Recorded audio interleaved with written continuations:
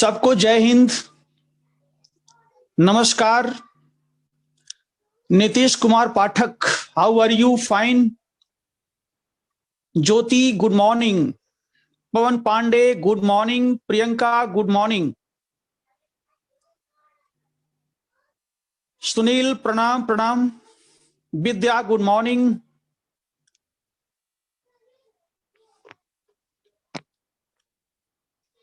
बच्चों तो आइए हम लोग शुरू करते हैं। Indrajit, good morning. रितु, नमस्ते। बच्चों तो आइए हम शुरू करते हैं। आज का हमारा टॉपिक होगा कि औद्योगिकरण के संदर्भ में विद्वानों का विचारधारा क्या है, यानी हिस्टोरिकल डिबेट है। यहां पर एक ऐतिहासिक डिबेट है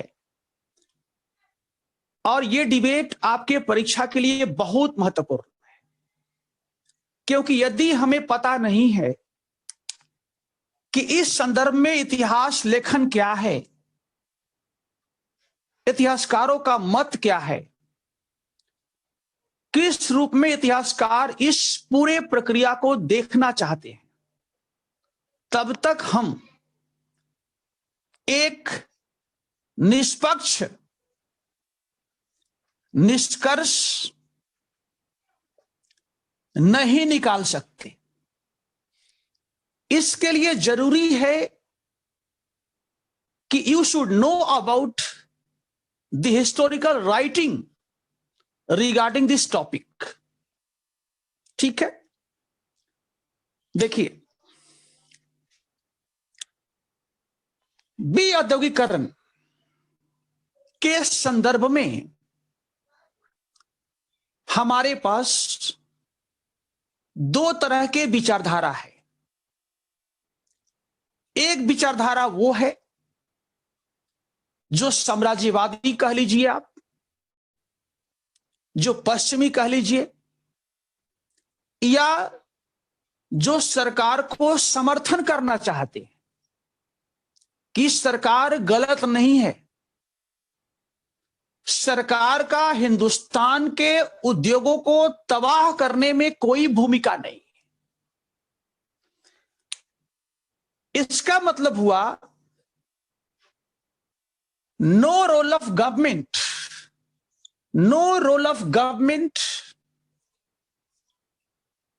in the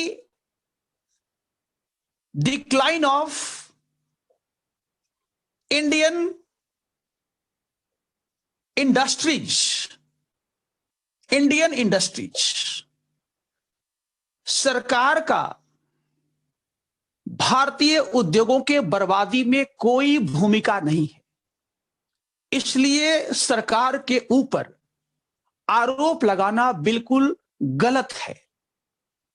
it was said by those Morris D Morris, उसका नाम है मॉरिस डी मॉरिस, लिखा हुआ है मॉरिस डी मॉरिस। ऐसे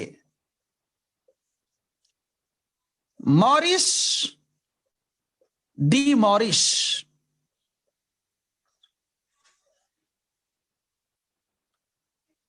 और इसके विपरीत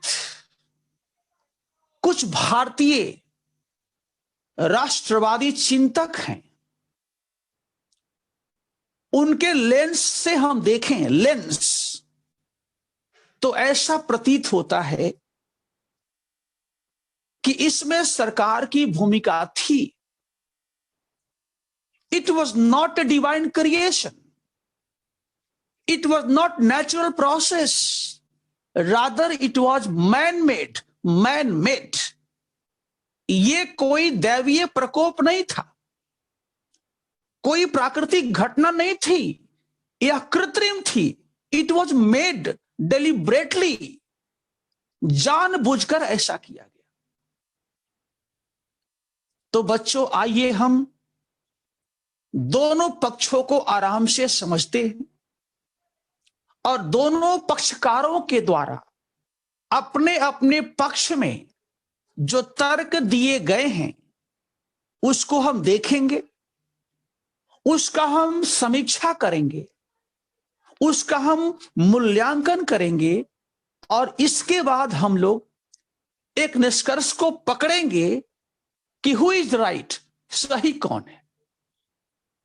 तो आइए हम सबसे पहले देखते हैं पश्चिमी लेखक मॉरिस डी मॉरिस का विचार। ठीक है, हेडिंग डाल लीजिएगा, आप ऐसे बना लेना, इसके बाद हेडिंग डाल लेना। ठीक है,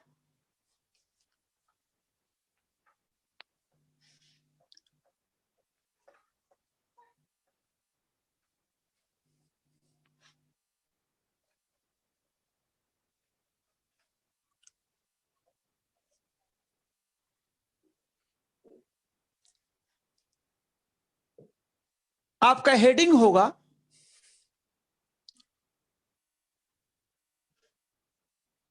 बी औद्योगिकरण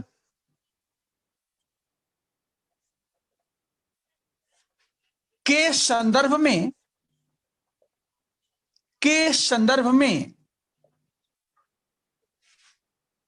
मॉरिस डी मॉरिस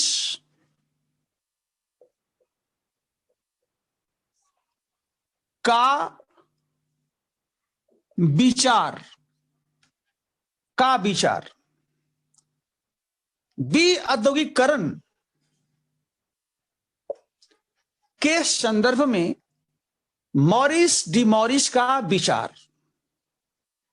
सबसे पहला point, number 1, Morris D Morris कहते हैं कि ब्रिटिश काल में, लिख भी लीजिए इसे लिख लीजिए, मॉरिस डी मॉरिस कहते हैं कि ब्रिटिश काल में भारतीय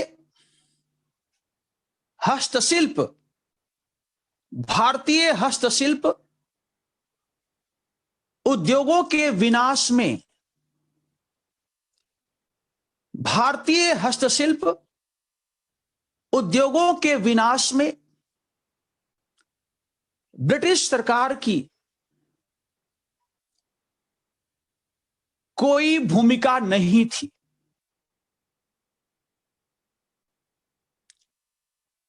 वास्तव में भारतीय उद्योग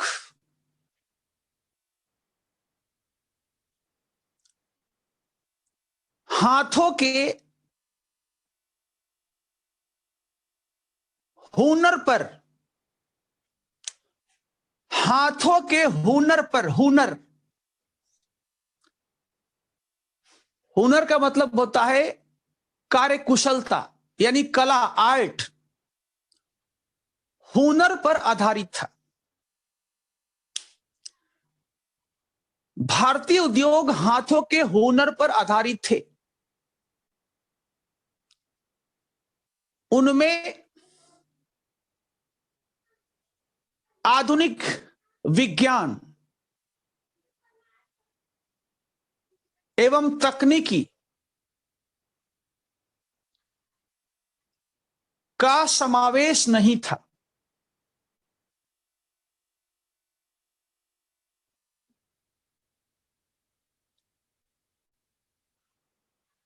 भारतीय उत्पादन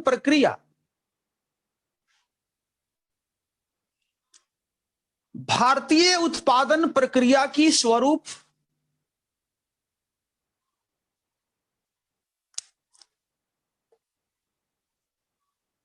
मध्यकालीन थी।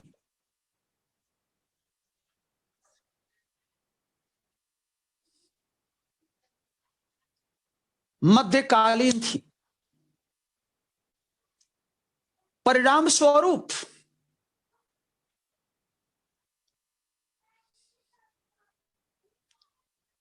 वह आधुनिक विज्ञान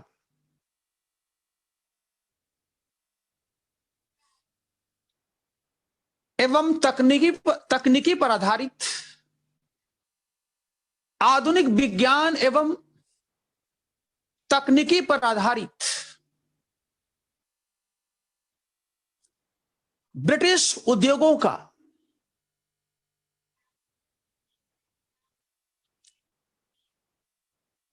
प्रतिस्पर्धा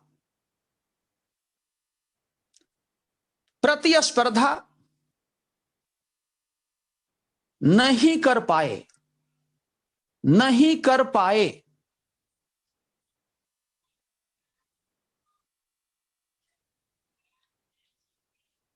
और उनका ह्रास होने लगा।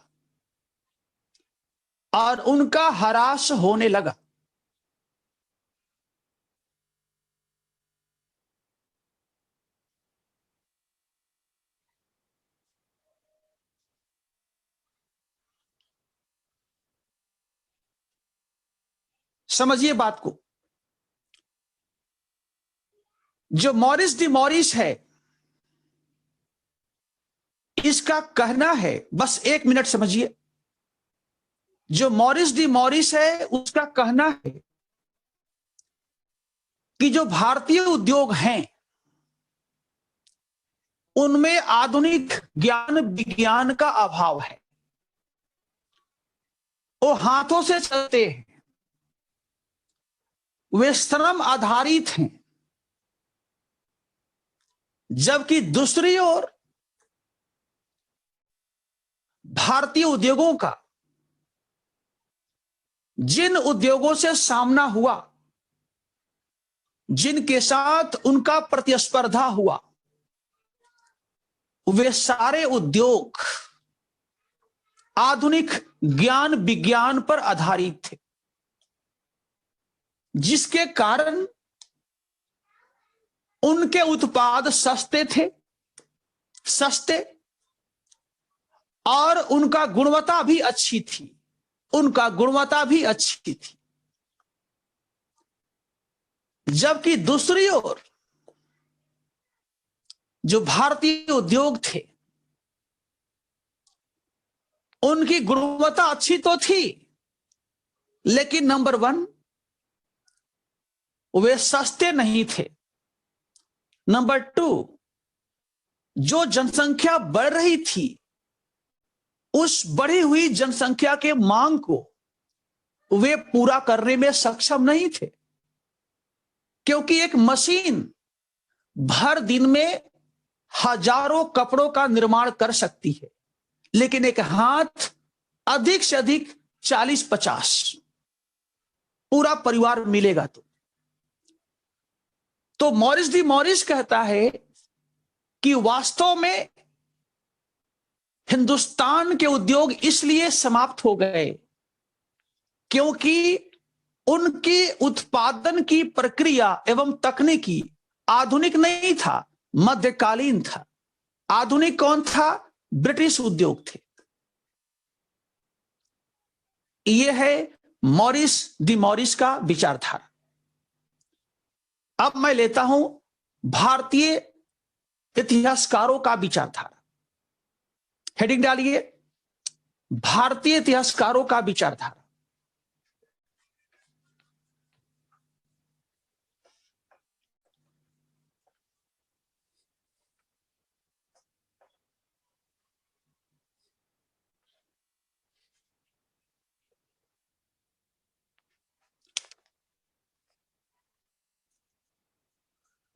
भारतीय इतिहासकारों का विचार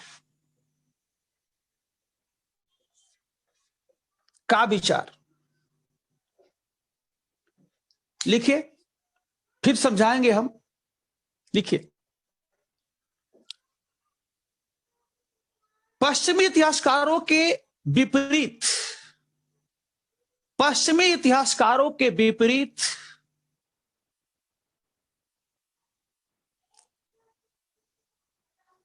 भारतीय राष्ट्रीय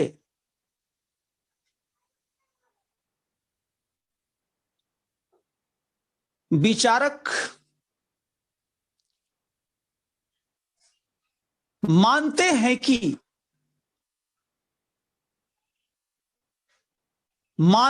कि ब्रिटिश काल में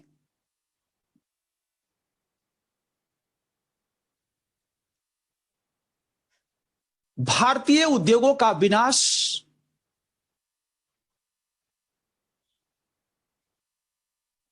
एक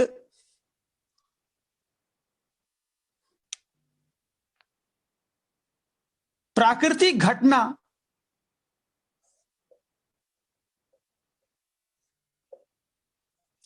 दैवीय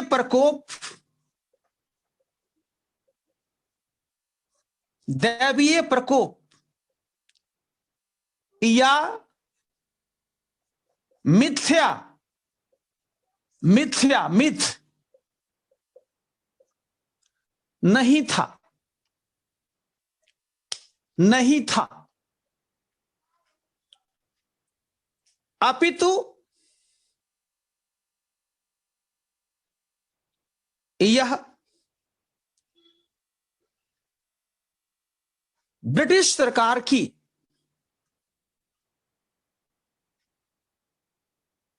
शोषणकारी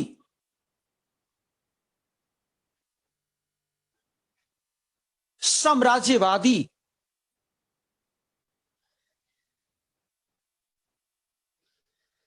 नीतियों का परिणाम था।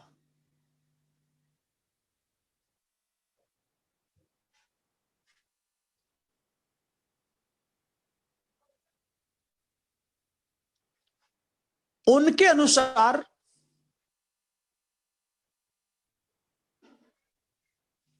नंबर वन, पहला, उनके अनुसार नंबर वन,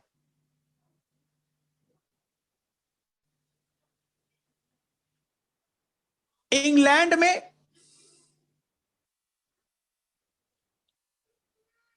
औद्योगिक क्रांति से पहले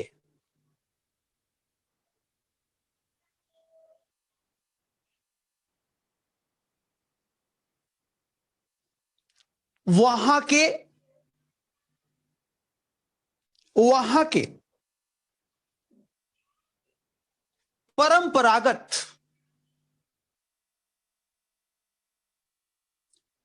उद्योगों का ह्रास हुआ था।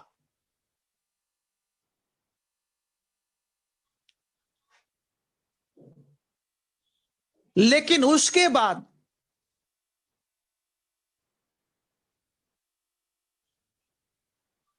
वहां आधुनिक उद्योग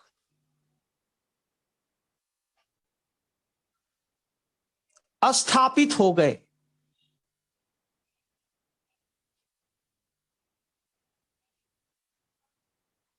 जिसके कारण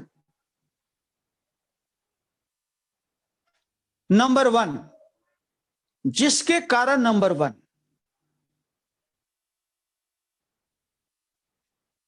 औद्योगिक प्रक्रिया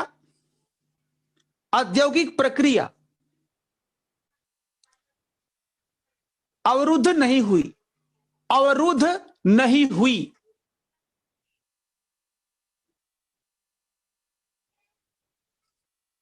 नंबर टू,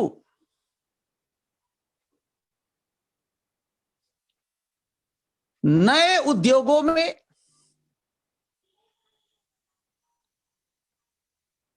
लोगों को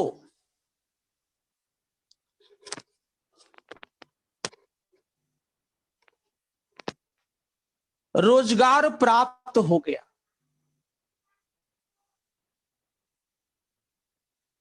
फुल स्टॉप। उसके नीचे भारत में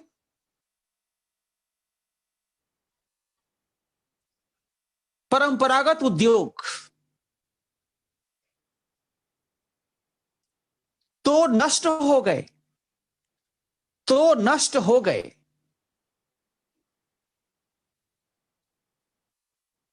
लेकिन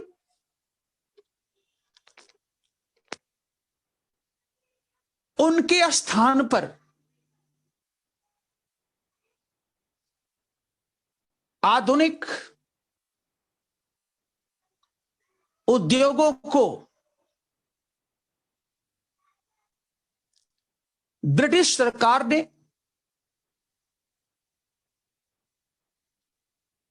प्रोत्साहित नहीं किया, प्रोत्साहित नहीं किया, फुल स्टॉप।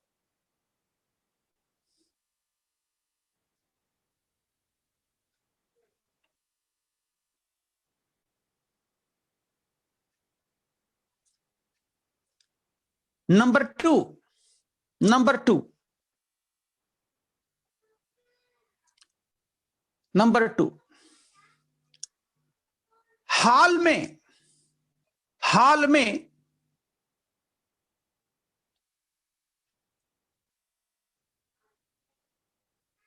शशि थरूर ने, हाल में शशि थरूर ने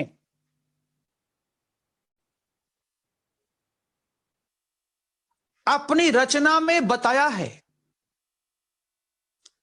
अपनी रचना में बताया है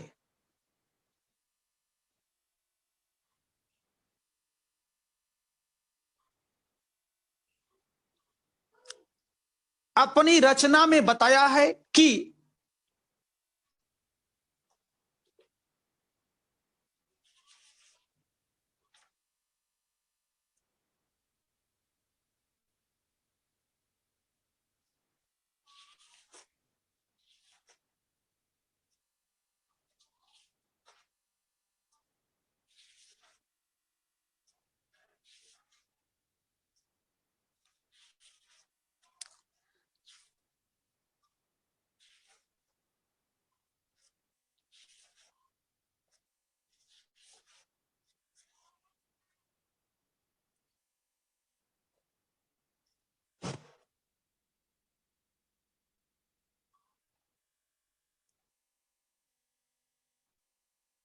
लिखिए, यह किताब है,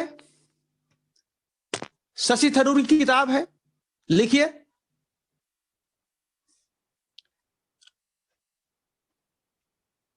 देखिए, भारत का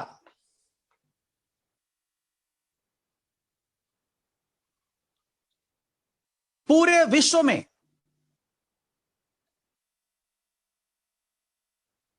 भारत का पूरे विश्व में निर्मित होने वाले वस्तुओं में, निर्मित होने वाले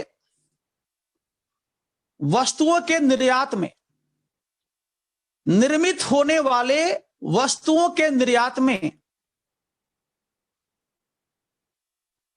27% का शेयर था, 27% का शेयर था, 27% का शेयर था।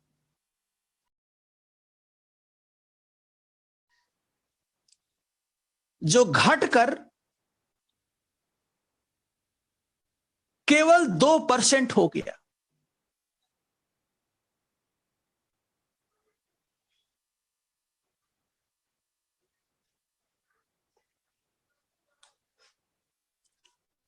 नंबर टू,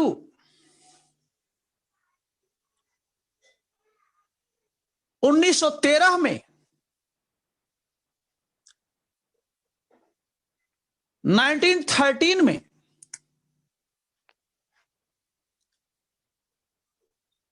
भारत के जीडीपी में,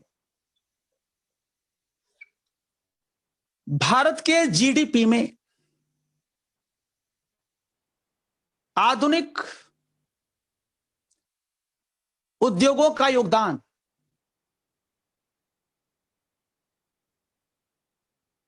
केवल 3.8 3.8% था, 3.8% था।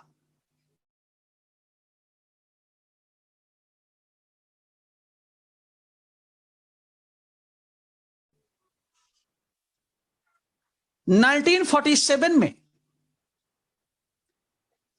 जो 1947 में केवल 7.5% हो पाया। केवल 7.5% हो पाया 1947।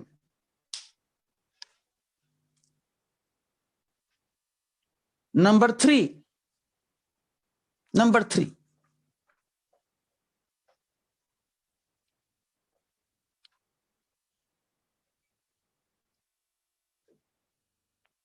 थरूर के अनुसार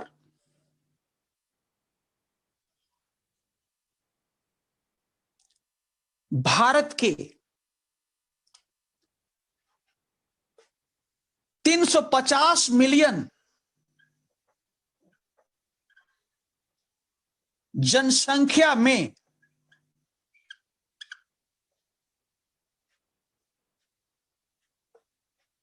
केवल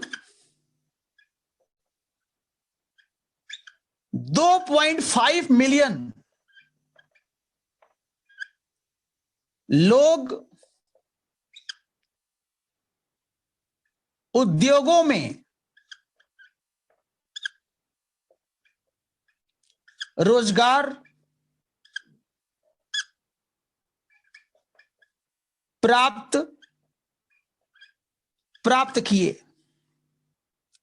किए 350 मिलियन जनसंख्या में केवल 2.5 मिलियन लोग उद्योगों में काम करते थे, उद्योगों में रोजगार प्राप्त किए थे। आप देख सकते हैं कितना बड़ा इनइक्वालिटी है। जनसंख्या है 350 मिलियन और उद्योग में काम करने वाले लोगों की संख्या कितना है? केवल 2.5 मिलियन।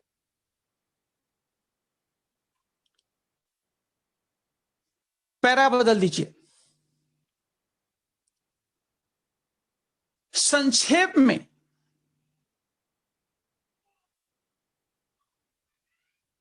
यह कहा जा सकता है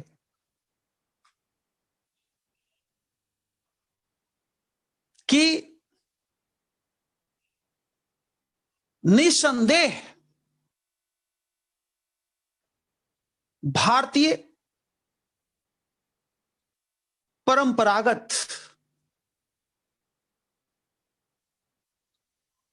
उद्योगों के स्वरूप में कुछ विसंगतियां विद्यमान थी।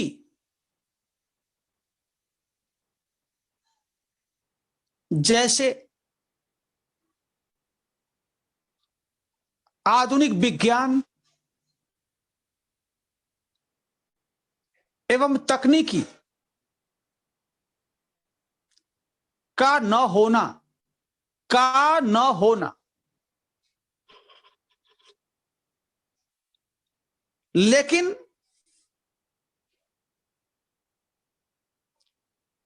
उनका विनाश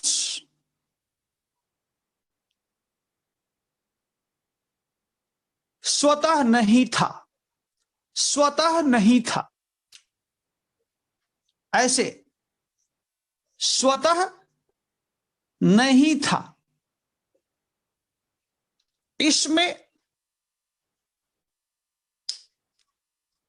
ब्रिटिश सरकार की भूमिका थी।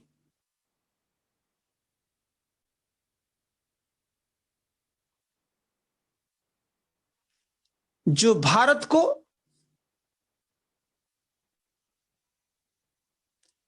इंग्लैंड के लिए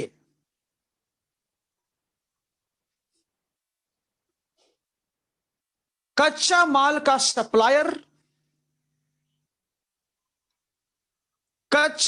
का सप्लायर तथा बाजार के रूप में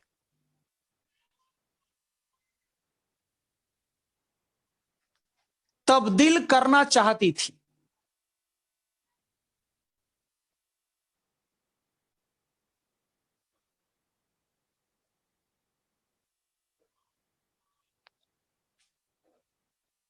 समाप्त हुआ। यही इसका निष्कर्ष है। ठीक है, यानी जब भी प्रश्न आएगा इतिहास लेखन से संबंधित, तो सबसे पहले आप बताएंगे कि भारतीय उद्योग का पतन कैसे हुआ। जो मैंने कारण बताए थे उनको लिखेंगे आप, फिर आप पैरा बदलेंगे और फिर बताएंगे कि भारतीय उद्योगों के विनाश के संदर्भ में इतिहासकार क्या कहते हैं। जो साम्राज्य के समर्थक इतिहासकार हैं वो क्या कहते हैं, और भारत के राष्ट्रवादी इतिहासकार हैं वो क्या कहते हैं। और दोनों के विचार को रखने के बाद आप एक छोटा सा निष्कर्ष लेंगे, आपका आंसर समाप्त हो जाएगा। तो आइए कुछ प्रश्न लिखिए यहां पर।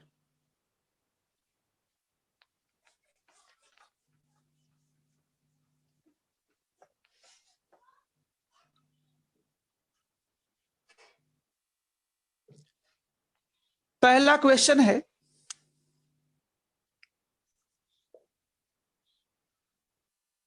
was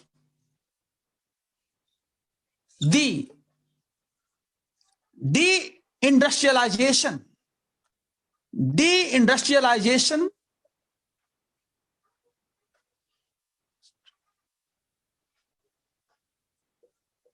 in British period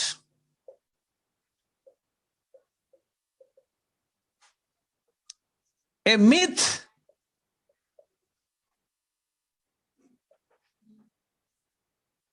comment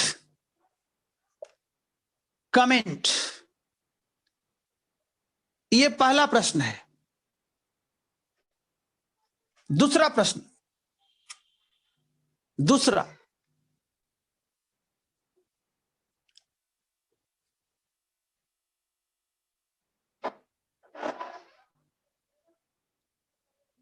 if India's GDP went down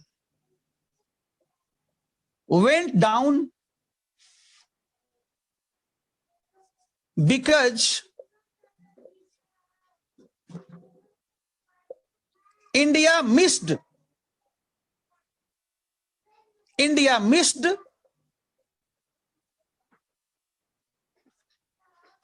the bus of industrialization. Comment.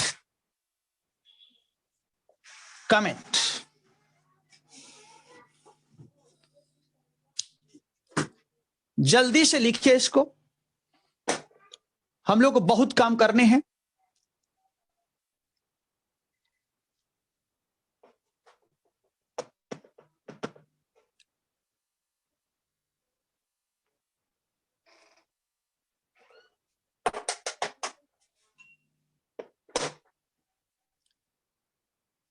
हाँ, हिंदी में बोलते हैं।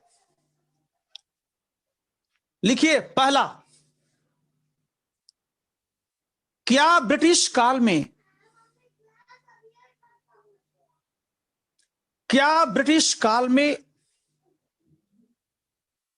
औद्योगिकरण एक मिथ्या था। मिथ्या का मतलब होता है झूठ। एक मिथ्या था। टिप्पणी कीजिए 150 शब्द। टिप्पणी कीजिए 150 शब्द। दूसरा सवाल, यदि भारत का जीडीपी घट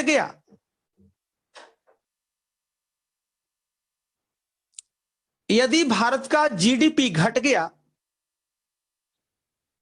क्योंकि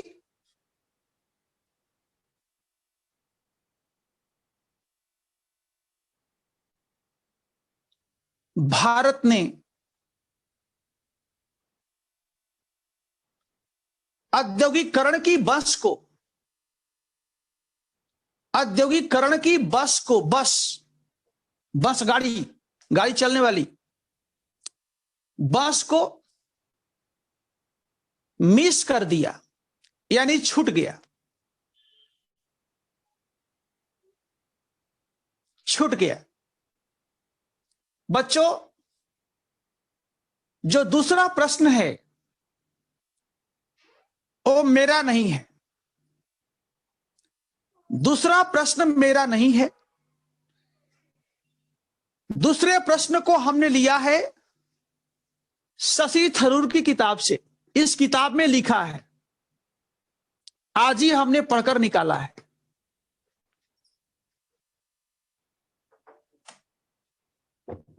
इसको लिखिएगा, ठीक है?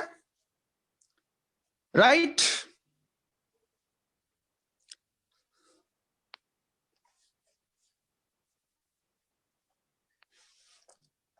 और ध्यान रहे कि आप लोग जो भी आंसर मुझे भेजते हैं व्हाट्सएप के माध्यम से,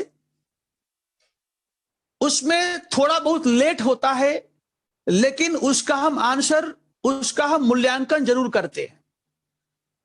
कल रात में भी हमने आपके द्वारा भेजे गए कुछ प्रश्नों का मूल्यांकन किया था, और जहां मुझे लगता है कि इसमें हम कमेंट करें या कुछ बताएं, वहां मैं लिखता हूं। जहां मुझे लगता है कि आंसर ठीक ठाक है तो उसमें हम ओके कर देते हैं। गलती होगा तो हम जरूर बताएंगे। ध्यान दीजिएगा, आपका काम है लगातार लिखना।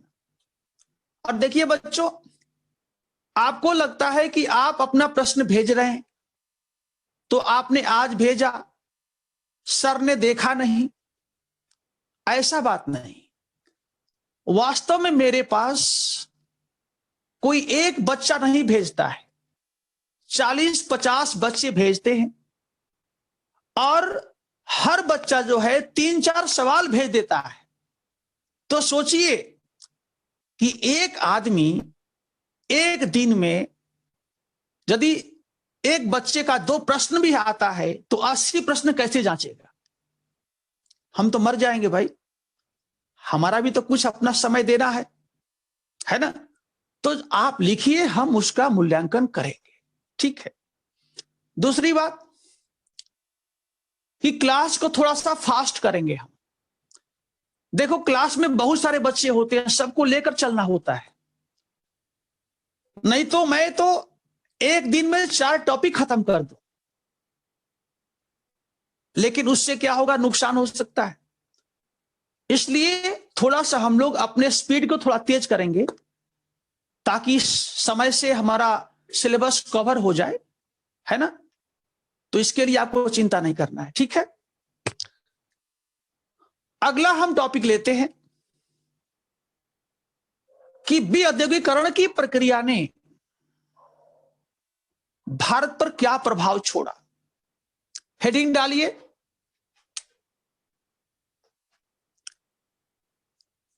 विऔद्योगिकरण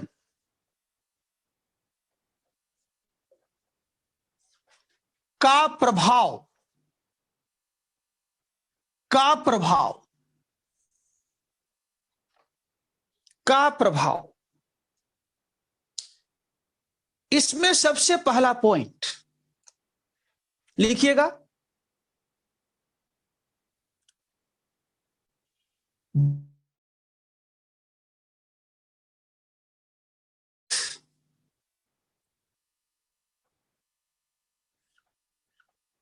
उद्योगों का विनाश।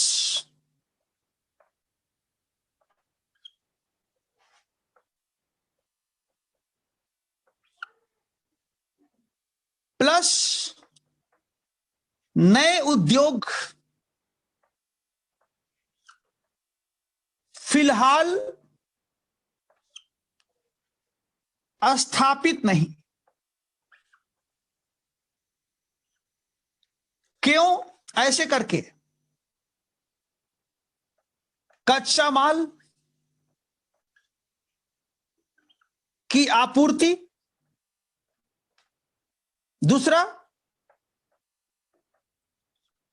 बाजार की आपूर्ति।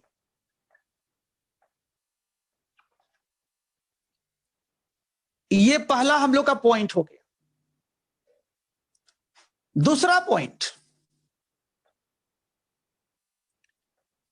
कृषि और उद्योग प्लस व्यापार में जैविक संबंध टूट गए, टूट गए, टूट गए।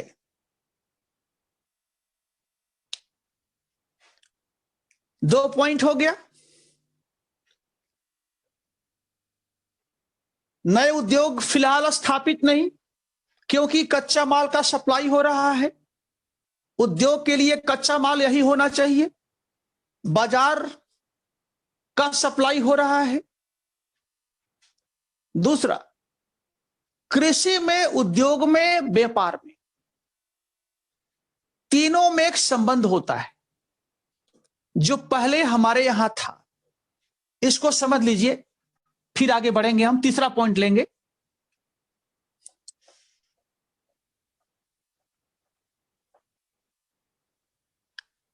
देखिए,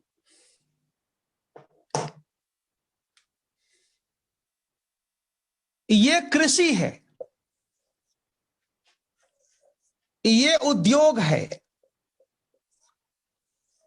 और ये व्यापार है। इन तीनों में संबंध होता है। कैसे?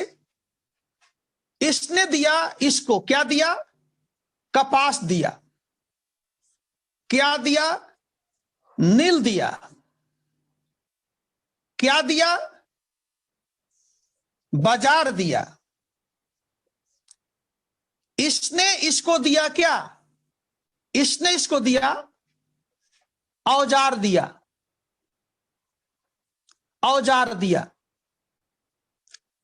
जैसे ट्रैक्टर हो गया, थ्रेशर हो गया।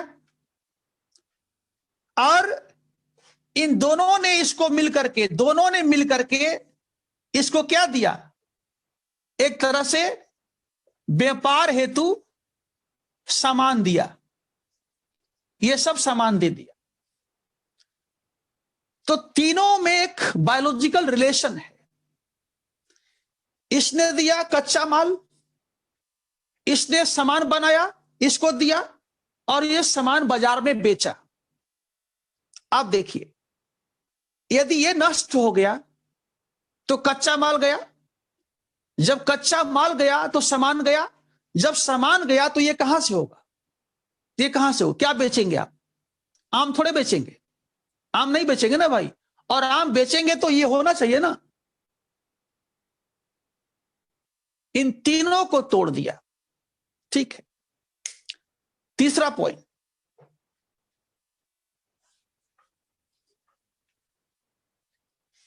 तीसरा पॉइंट है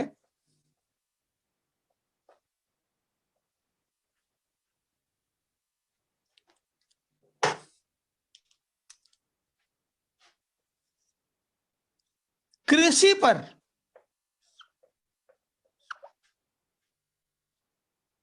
दबाव बढ़ गया। कृषि पर दबाव बढ़ गया क्योंकि शहरों से रोजगार हेतु लोगों का पलायन, लोगों का पलायन, लोगों का पलायन। परिणाम स्वरूप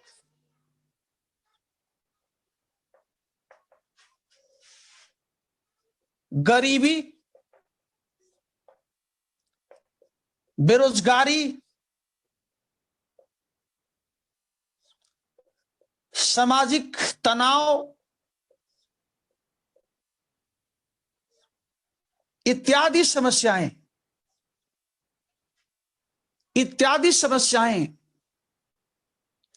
उत्पन्न होने लगी, इत्यादि समस्याएं उत्पन्न होने लगी,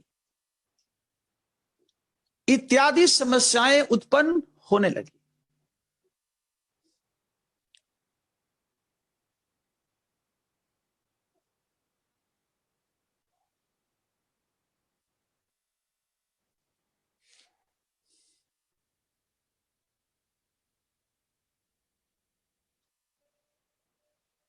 ठीक है, गांवों से शहरों की ओर पलायन तब होगा जब शहर में रोजगार रहेंगे।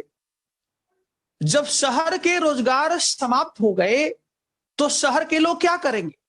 अभी आपने देखा कि कोविड-19 में जब सरकार ने लॉकडाउन की घोषणा कर दिया तो आप समाचार पत्रों के माध्यम से और टीवी के माध्यम से आपने देखा होगा कि दिल्ली मुंबई से कैसे लोगों का गांवों की ओर पलायन हो रहा था। कितने लोग तो ऐसे थे जो दिल्ली से पैदल घर पहुंच गए, सोचिए। अब इलाहाबाद का आदमी, बनारस का आदमी दिल्ली में रहता है, पैदल चला गया, कारण कि रोजगार है ही नहीं। तो ये जो आपका है औद्योगिकरण का प्रभाव है। ठीक है, अब यहां एक मेरा प्रश्न है। मेरा प्रश्न यह है, आप लिख लीजिए इसको, यह प्रश्न यूपीएससी में आ सकता है। प्रश्न यह है, यद्यपि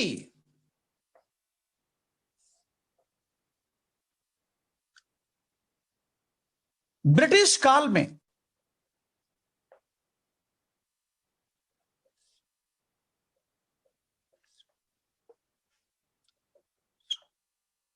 भारत में नगरीय शिल्प उद्योग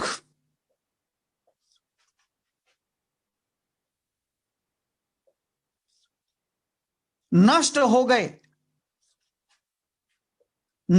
गए, लेकिन ग्रामीण उद्योग बच गए।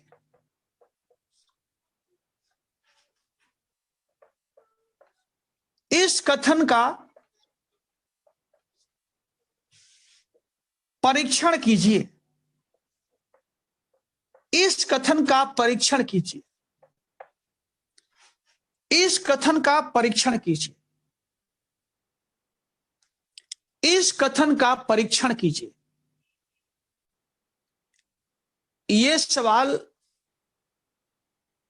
सिविल सेवा की परीक्षा में पूछा जा सकता है। यह बहुत अच्छा सवाल है, ध्यान से पढ़िए।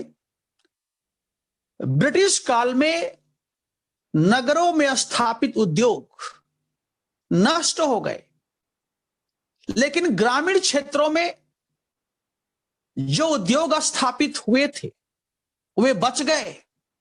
ऐसा क्यों, आप बताएंगे। चलिए शुरू करिए। बाजुरा, आप बताइए इस प्रश्न का उत्तर क्या होगा।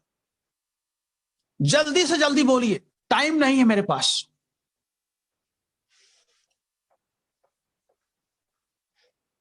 एक मिनट मुझे पढ़ने दीजिए पहले। Very fine Indrajit. इंद्रजीत ने उत्तर दिया कि पहला तो यह है सर कि उनके पास संचार के साधन नहीं थे। संचार, ज्योति ने भी लिखा संचार, और परिवहन, ठीक है भाई, वही बात है, परिवहन भी वही बात है। और कुछ नया इसके अलावा कुछ नया? क्या लिखा है? धर्म। नहीं नहीं, धर्म से कोई मतलब नहीं है, कुछ नया चीज।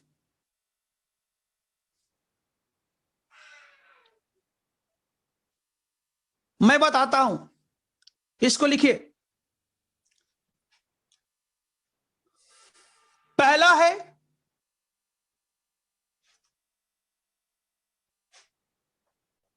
ग्रामीण क्षेत्रों तक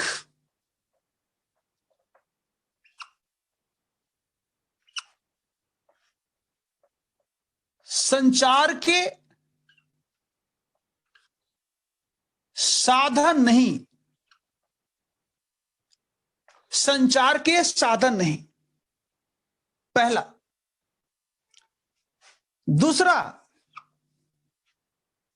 दूसरा, ग्रामीण लोगों की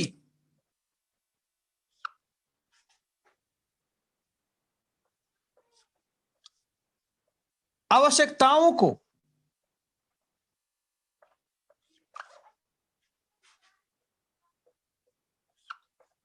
ब्रिटिश उद्योग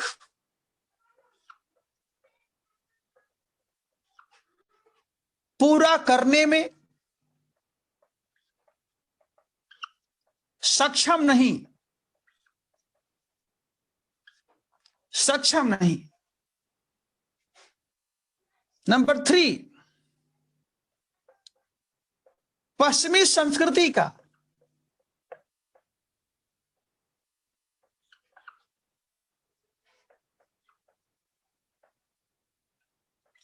ग्रामीण क्षेत्रों पर, ग्रामीण क्षेत्रों पर अधिक प्रभाव नहीं।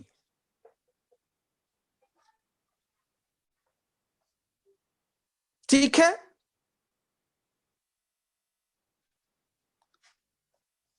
नंबर 4, जजमानी व्यवस्था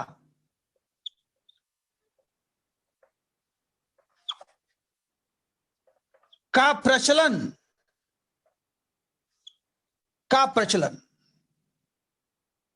ये 4 कारण है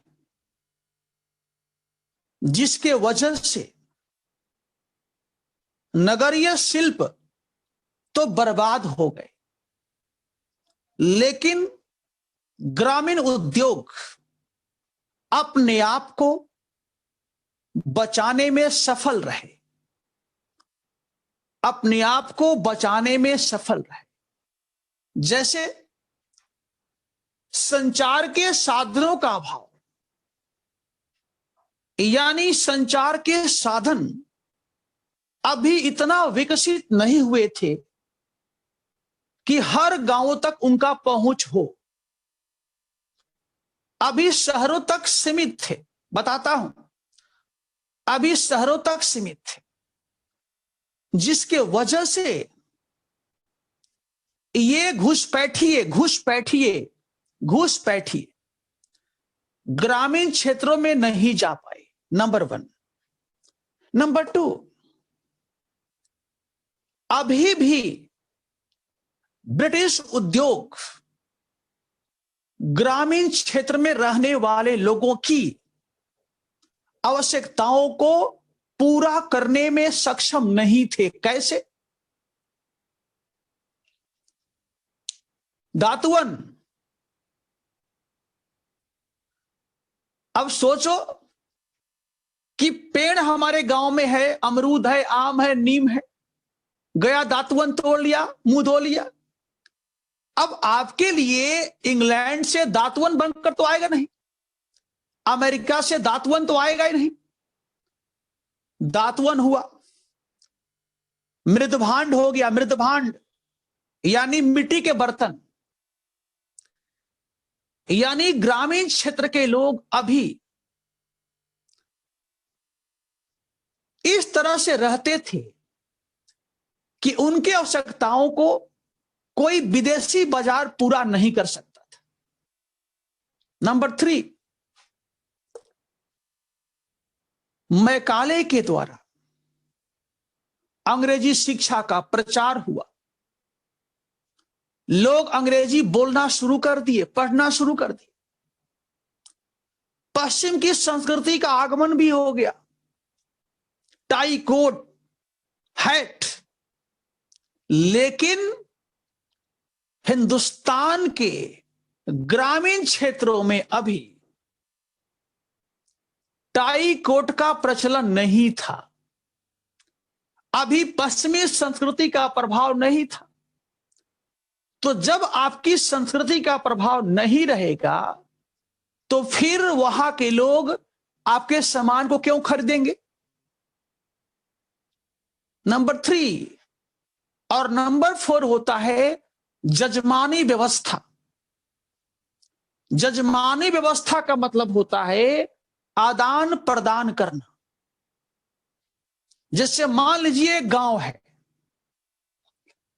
गांव है, उस गांव में क्या होता है कि अलग अलग व्यवसाय के लोग रहते हैं। उस गांव में अलग अलग व्यवसाय के लोग रहते हैं।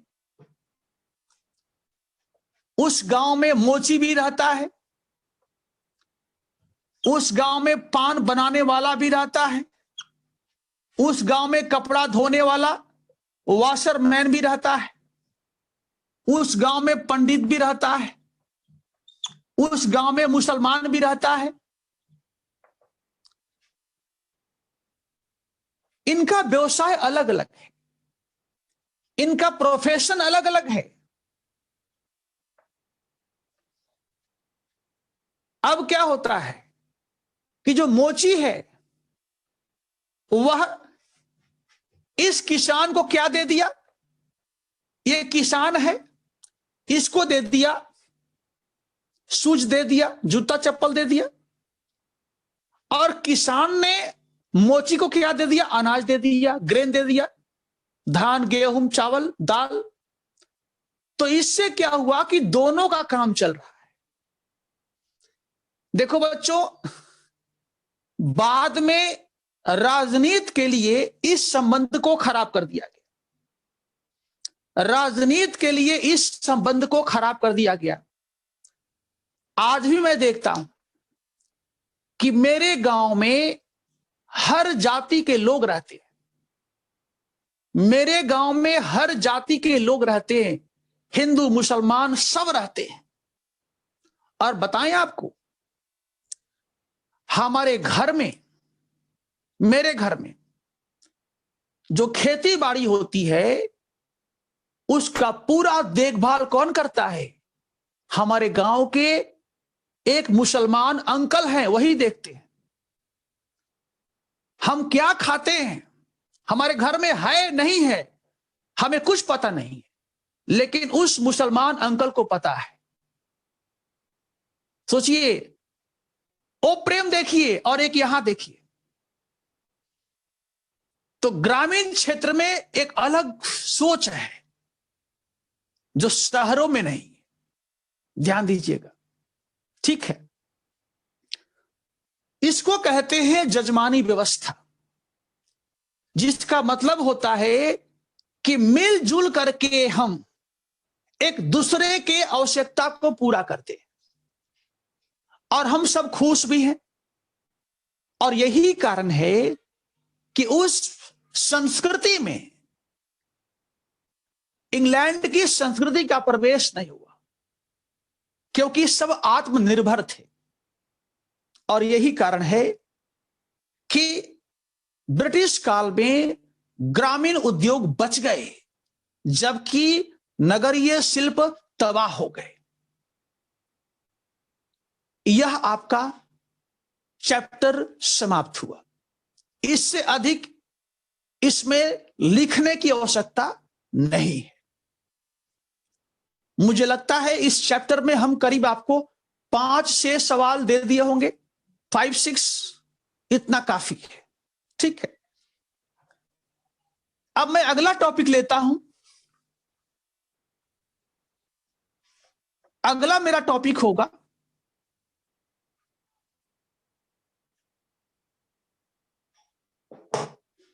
धन का निष्कासन,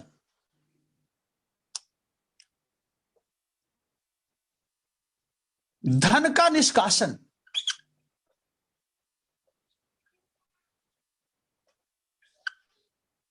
धन का निष्कासन, जिसको हम कहते हैं ड्रेन ऑफ वेल्थ कहते हैं।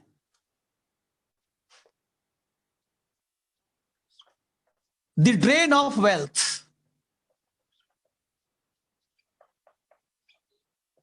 धन का निष्कासन कहते हैं। ये हम लोग का टॉपिक होगा, और इस टॉपिक से भी आप देखोगे कि हमेशा सवाल पूछे गए हैं या पूछे जाते हैं, इसलिए हम इसे बेहतर ढंग से समझने का प्रयास करेंगे। तो सबसे पहला क्वेश्चन होगा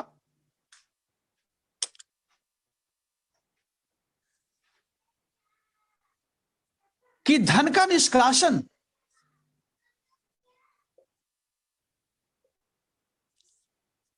का अर्थ क्या है, इसका अर्थ क्या है। बहुत बेसिक सवाल है। दूसरा, कहां से निष्कासन, कहां से शुरू हुआ, किसके द्वारा, और फिर कैसे कैसे निष्कासन हुआ। और इसके बाद हम चर्चा करेंगे कि धन के निष्कासन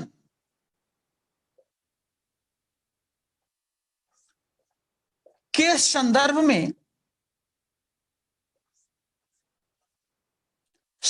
में इतिहासकारों का मत, इतिहासकारों का मत, और इसके बाद इसका प्रभाव, और फिर कुछ सवाल। ठीक है, इतने बिंदुओं पर हम लोग चर्चा करेंगे। तो फर्स्ट मेक दिस फ्रेम, इस फ्रेम को आप जल्दी से जल्दी बना लीजिए ताकि हम डिस्कशन को शुरू कर सकें।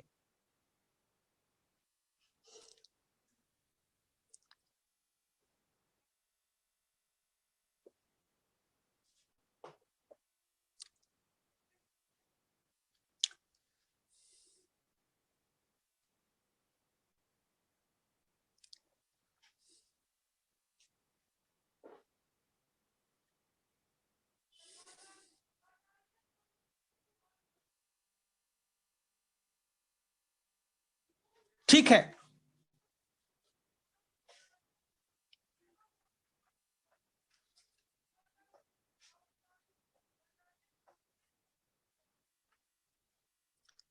लिखिए, धन का निष्कासन का अर्थ, धन का निष्कासन का अर्थ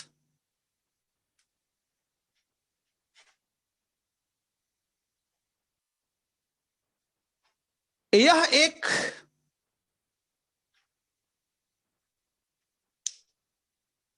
ऐसी प्रक्रिया है, यह एक ऐसी प्रक्रिया है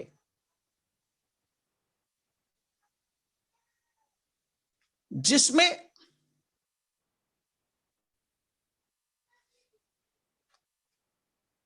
एक देश से दूसरे देश की ओर, एक देश से दूसरे देश की ओर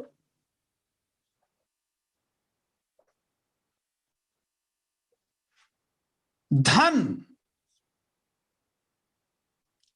वस्तु, श्रम आदि का निरंतर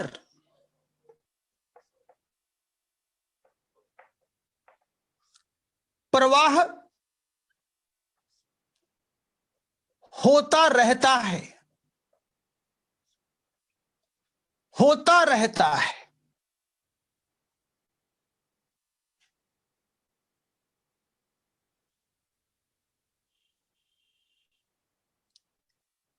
इसके एवज में, इसके बदले में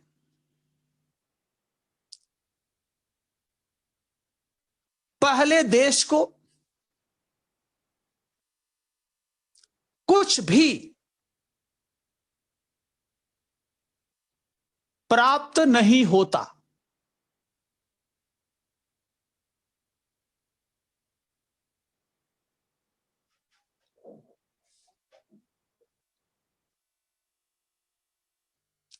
न तो कोई सेवा, न ही कोई वस्तु, न ही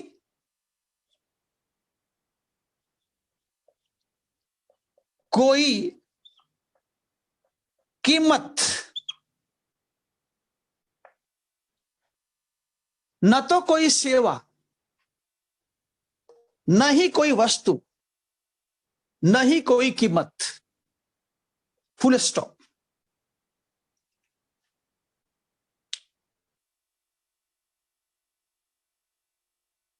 बच्चों, यह है धन का निष्कासन। This is called the drain of wealth. बस बोर्ड के माध्यम से थोड़ा समझ लीजिए।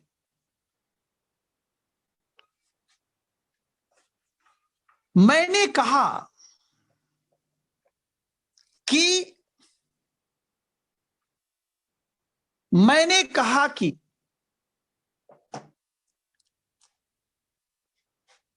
धन का निष्कासन एक ऐसी प्रक्रिया है जिसमें एक देश का मतलब इंडिया से दूसरे देश की ओर मतलब इंग्लैंड,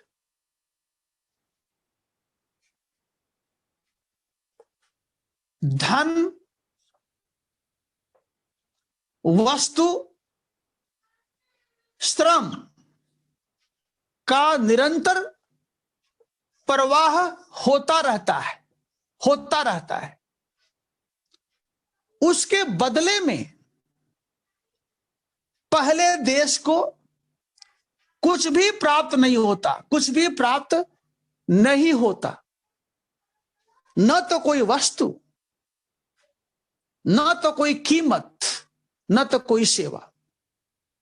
इसको कहते हैं धन का प्रवाह, धन का निष्कासन। एग्जाम्पल देते हैं। जब पलासी का वार हुआ,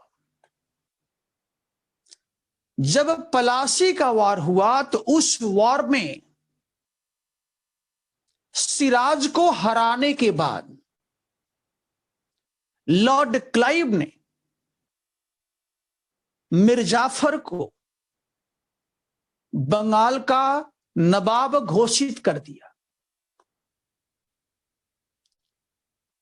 और उसके बदले में पुरस्कार के रूप में नवाब ने कंपनी के नाम पर आज के तारीख में 250 मिलियन पाउंड्स, 250 मिलियन पाउंड्स, उसका दाम होगा 250 मिलियन पाउंड्स, पैसा दिया इंग्लैंड भेजने के लिए। और क्लाइव को पर्सनली जितना पैसा दिया उसका मूल्य आज होगा 23 मिलियन रुपीज, 23 मिलियन रुपीज आज के समय में। अब आप बताइए ये हुआ 250 मिलियन पाउंड, वो हुआ 23 मिलियन रुपीज। ये पैसा किस लिए दिया? और उस पैसे के बदले में हमको कोई सामान मिला क्या? हमको क्या मिला? वो तो पैसा लेकर चला गया। Means we got nothing for the money given by us. जो हमने पैसा दिया उसके against we get nothing. This is called drain of wealth. Next point लिखिए, राइट फास्ट। दूसरा पॉइंट,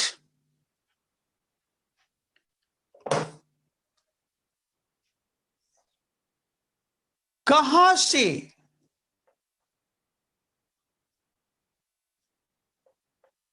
किसके द्वारा, लिखिए,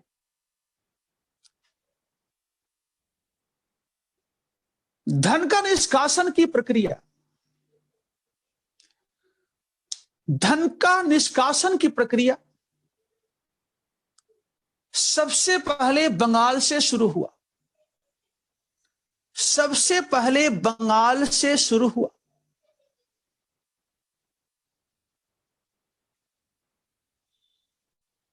और उसके बाद, हां बाजुरा आपने सही कहा, बाजुरा ने कहा बंगाल से ब्रिटिश कंपनी के द्वारा, उत्तर सही है।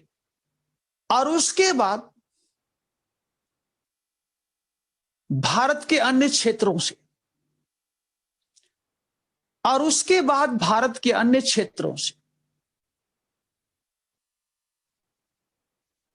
नंबर 2 पॉइंट, नंबर 2,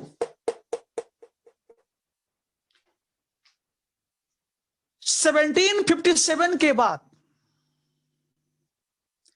1757 से लेकर, ऐसे देखिए,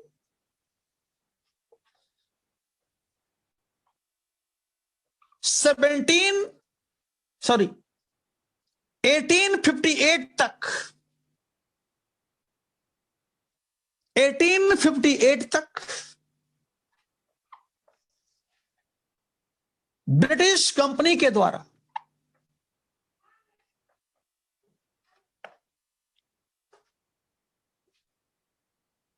तथा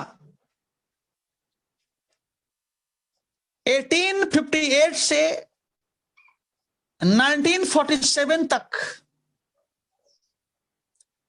ब्रिटिश क्राउन के द्वारा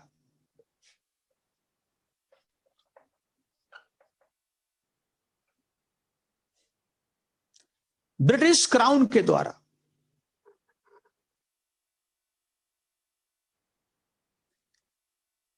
यानी इसका मतलब हुआ, ये डेट पलासी का वार है, ये डेट है पलासी का वार।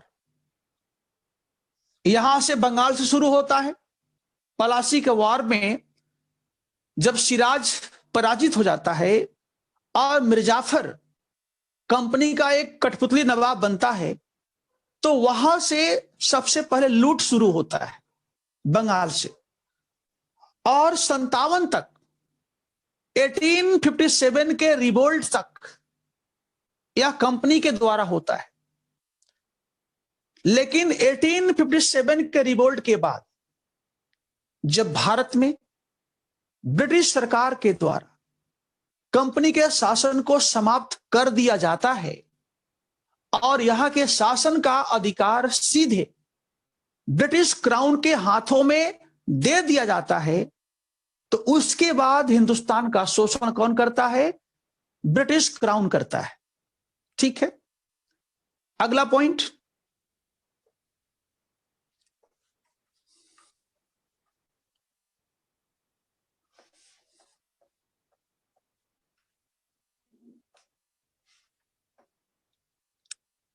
अगला पॉइंट होगा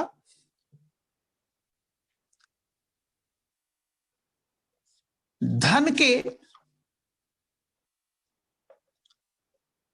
निष्कासन का स्रोत,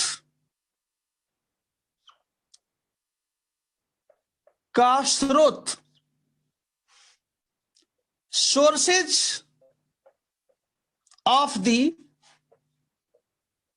drain of wealth.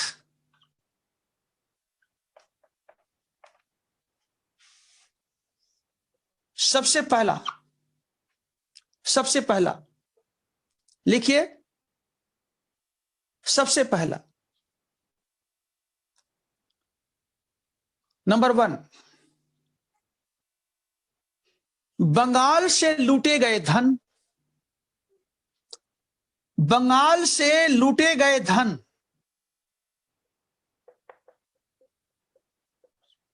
बंगाल से लूटे गए धन,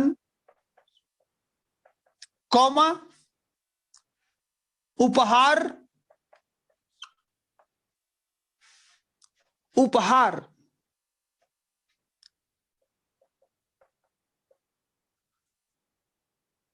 करमुक्त, करमुक्त, व्यापार से प्राप्त लाभ,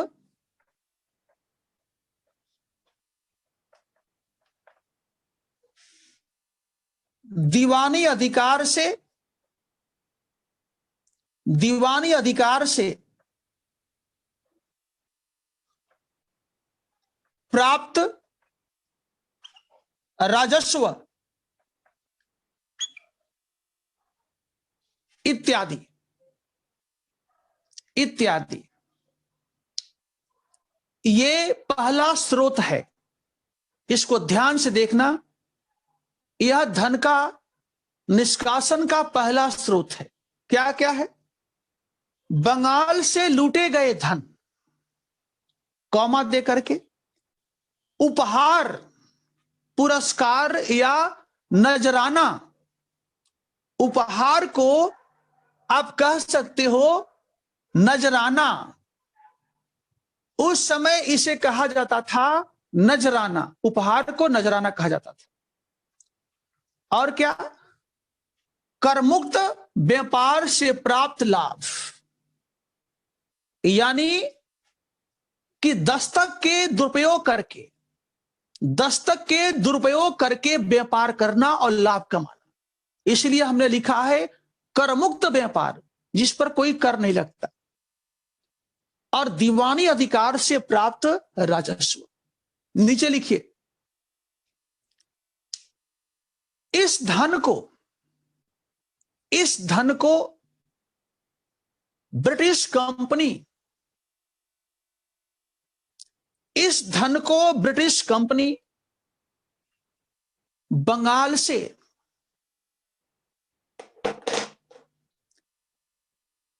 विदेशों में, बंगाल से विदेशों में निर्यात करने हेतु वस्तुओं को खरीदती थी, वस्तुओं को खरीदती थी, और इसे वह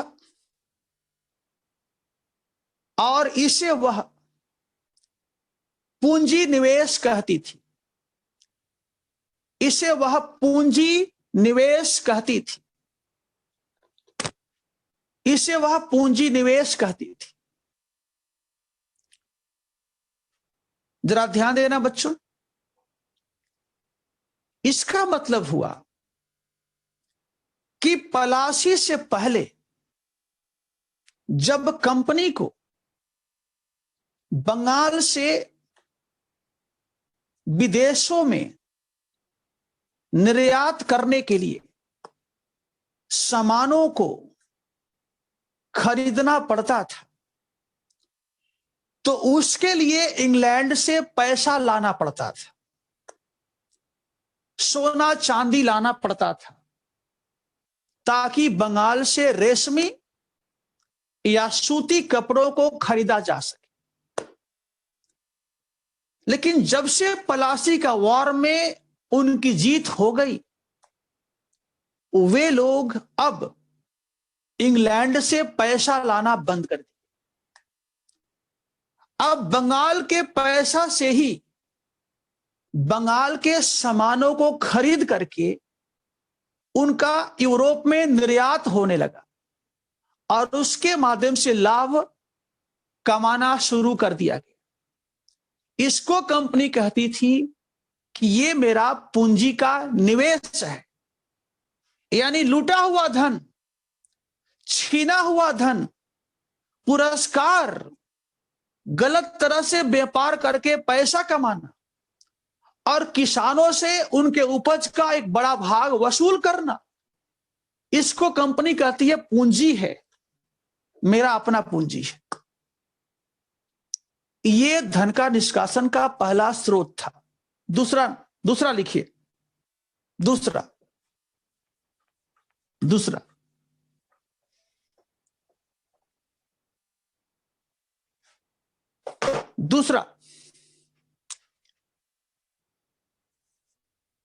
गृह व्यय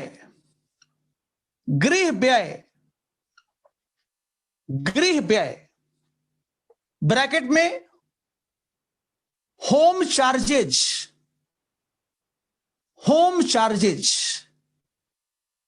गृह व्यय ब्रैकेट में होम चार्जेज लिखिए। इसके अंतर्गत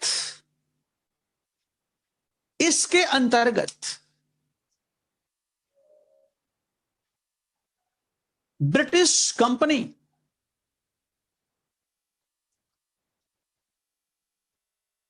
इंग्लैंड तथा भारत में प्रशासनिक, सैन्य का मतलब मिलिट्री, सैन्य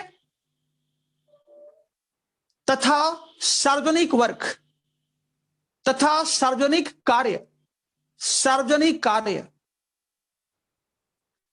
पर होने वाले व्यय को सम्मिलित करती थी। प्रशासनिक, सैन्य तथा सार्वजनिक कार्यों पर होने वाले व्यय को सम्मिलित करती थी। जैसे नंबर वन,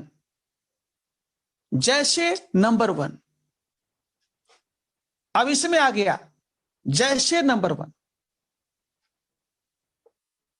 इंग्लैंड स्थित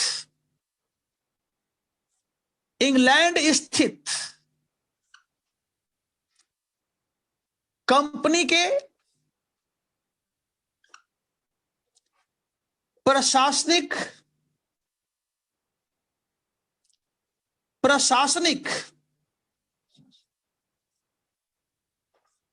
कार्यालय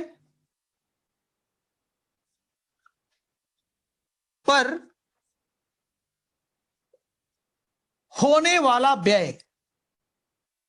होने वाला व्यय,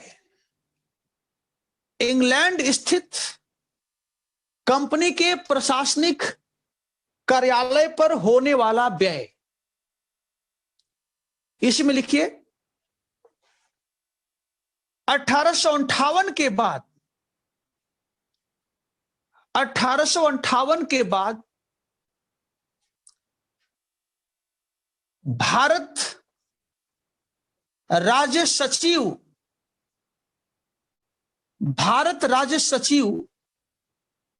तथा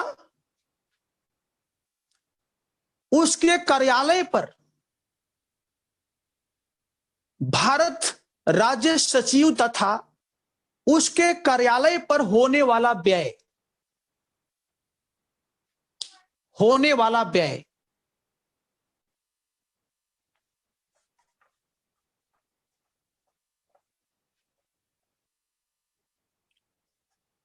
ठीक है। जैसे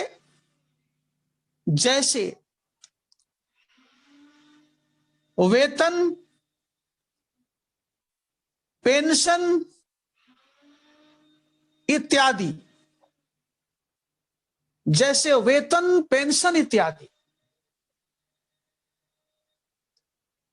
नेक्स्ट इसी में दूसरा पॉइंट, दूसरा लिखिए, सार्वजनिक कार्यों के लिए विदेशों से प्राप्त ऋण पर ब्याज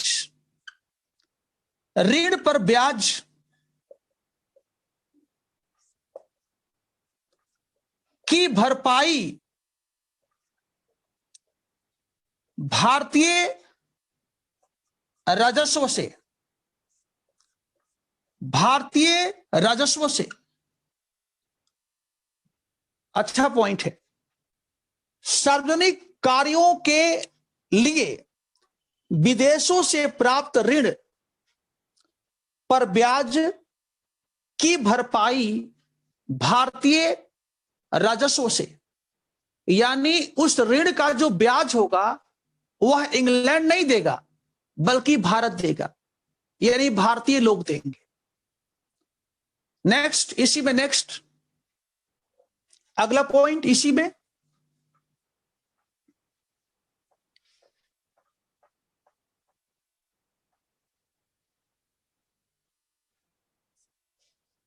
सैन्य तथा असैन्य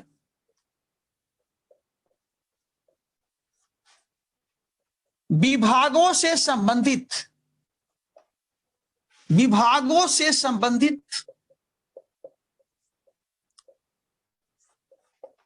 सामानों का क्रय इंग्लैंड के बाजारों से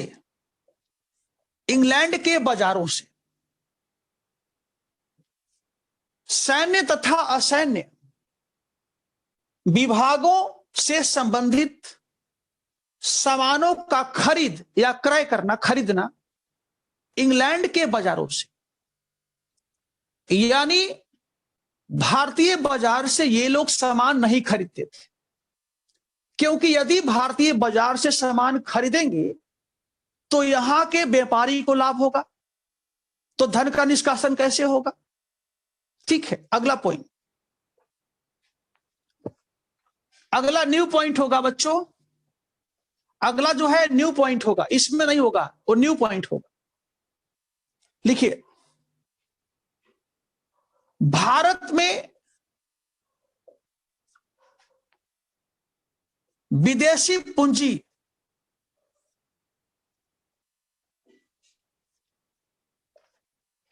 के निवेश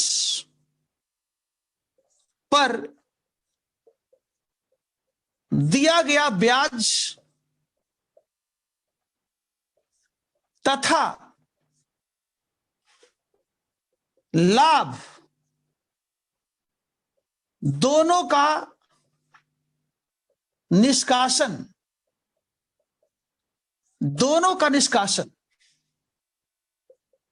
जैसे रेलवे, बीमा कंपनी इत्यादि,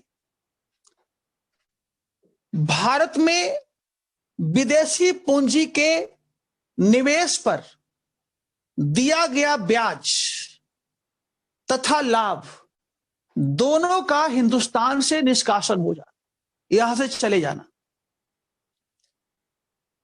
जैसे एग्जाम्पल देखोगे आप, जब भारत में ब्रिटिश काल में रेलवे का विकास हो रहा था तो ब्रिटिश सरकार ने कहा कि इंग्लैंड से जो भी कंपनी आएगी भारत में, निजी कंपनी, और रेलवे का निर्माण करेगी, तो हम उस कंपनी के कुल पूंजी निवेश पर 5% का लाभांश देने का गारंटी देते हैं, यानी जितना तुम पैसा लगाओगे उस पर 5% हम अलग से तुमको लाभांश देंगे। यानी जो उस पर ब्याज दिया गया वो तो गया ही, और उस कंपनी ने जो लाभ कमाया वो भी गया, भारत में कुछ बचा नहीं। तो बच्चों, ये सारा स्रोत है जिसके द्वारा हिंदुस्तान से, भारत से यहां के धन का लगातार निष्कासन होता गया, इसका प्रवाह होता गया, और जिसके एवज में हमें कुछ प्राप्त नहीं हुआ। ठीक है, अब मैं अगला पॉइंट लेता हूं कि धन के निष्कासन के संदर्भ में विद्वानों का क्या क्या मत है, जरा उनको समझा जाए। ठीक है,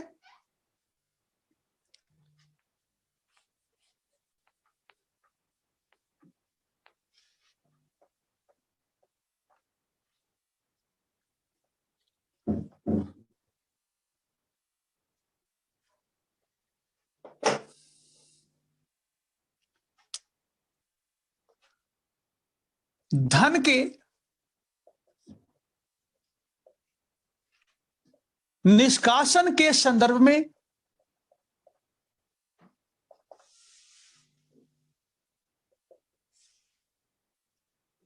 इतिहासकारों का मत, इतिहासकारों का मत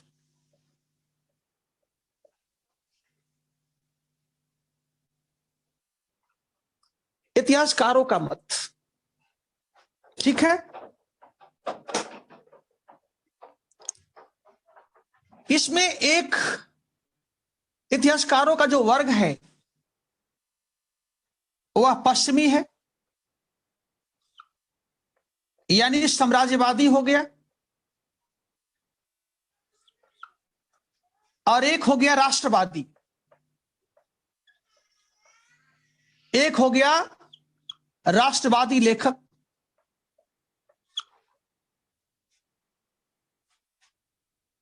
जो पश्चिमी लेखक हैं उनमें एक नाम है Morris D Morris,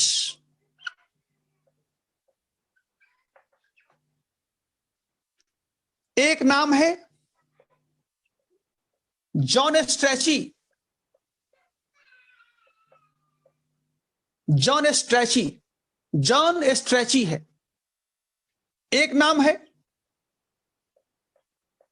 John Sullivan, John Sullivan, एक नाम है होरेस वालपोल, वालपोल, एक नाम है विल डूरंट,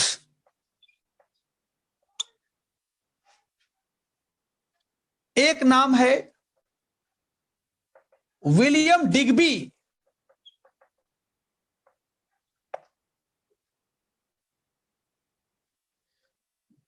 ये सब विदेशी चिंतक हैं, विदेशी लेखक हैं।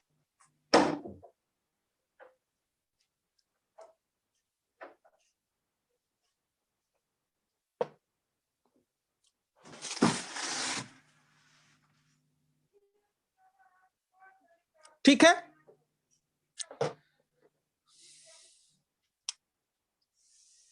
पहला हम लेते हैं इसको, मॉरिस डी मॉरिस को लेते हैं।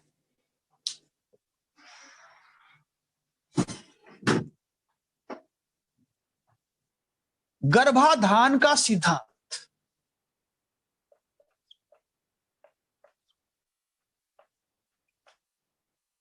और दूसरा है नाइट वॉचमैन,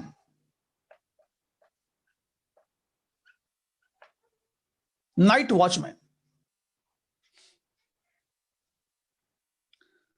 तो आइए हम देखते हैं कि इतिहासकार क्या कहते हैं, इस संदर्भ में इतिहासकारों का क्या विचारधारा है। Let us begin first Morris D Morris, नाम लिखिए Morris D Morris, Morris D Morris.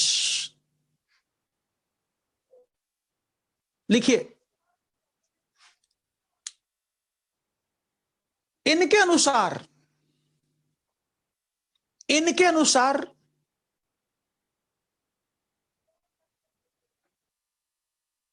British सरकार ने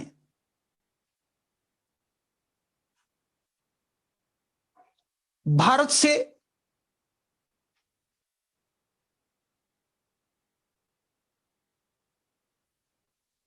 बेवजह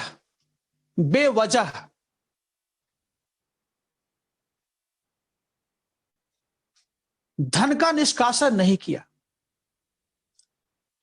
धन का निष्कासन नहीं किया, धन का निष्कासन नहीं किया।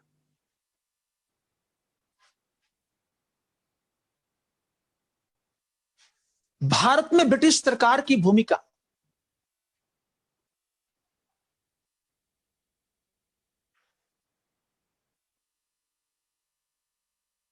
एक अभिभावक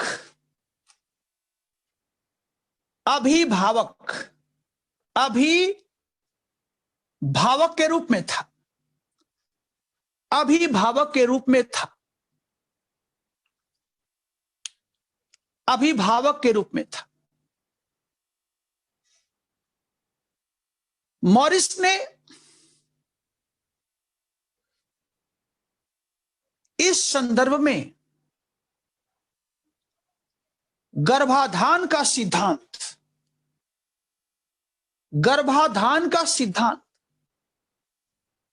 गेस्टेशन थ्योरी, अंग्रेजी में गेस्टेशन थ्योरी,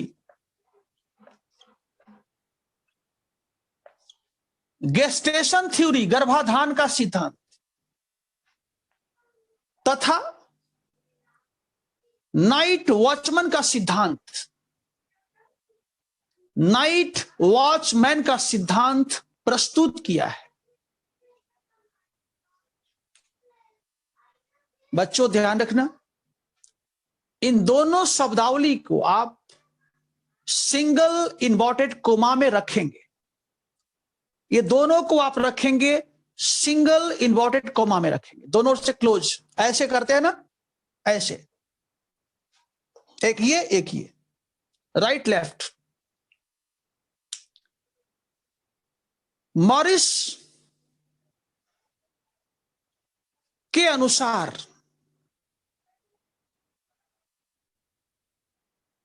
ब्रिटिश सरकार ने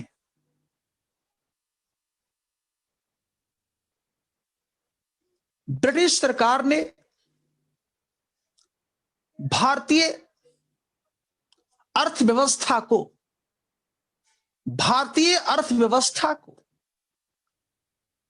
एक छत्र छाया प्रदान किया, अम्ब्रेला छत्र छाया प्रदान किया ताकि वे अपने पैर पर खड़ा हो सके,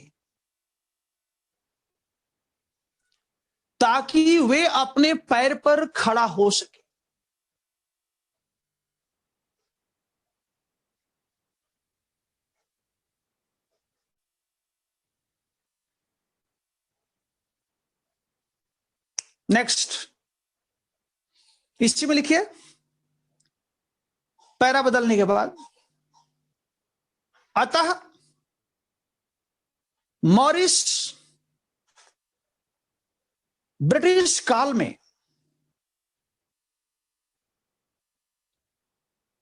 भारत से इंग्लैंड द्वारा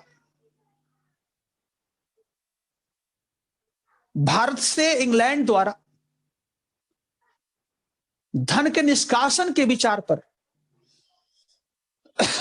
भारत से इंग्लैंड के द्वारा धन के निष्कासन से संबंधित विचार पर सहमत नहीं है, not agreed regarding drain of wealth from India towards England सहमत नहीं है। धन के निष्कासन से संबंधित विचार पर सहमत नहीं है। Full stop. नेक्स्ट, जॉन स्ट्रैची लिखिए, जॉन स्ट्रैची।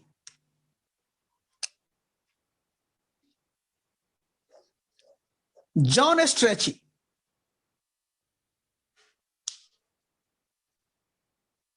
डैश के अनुसार इंग्लैंड के द्वारा भारत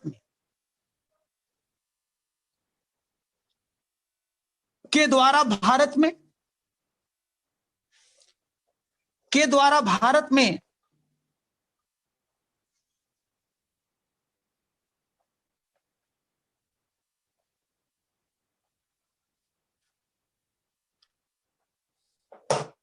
उत्तम प्रशासन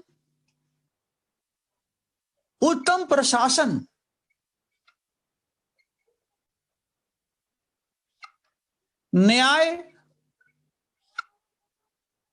कानून व्यवस्था, आर्थिक विकास की संभावना,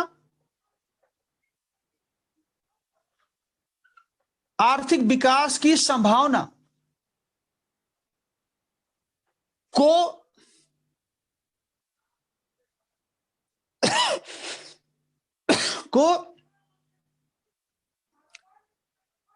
एक आधार दिया गया,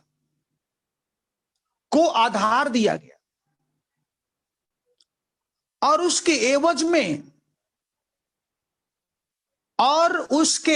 में उसके बदले में पारिश्रमिक प्राप्त किया गया। पारिश्रमिक प्राप्त किया गया। पारिश्रमिक प्राप्त किया गया।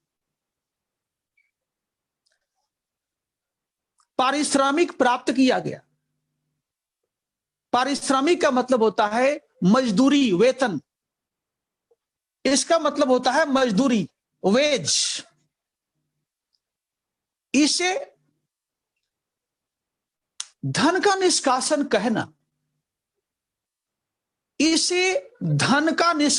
कहना, तार्किक नहीं होगा। इसे धन का निष्कासन कहना तार्किक नहीं होगा। Next, John Sullivan John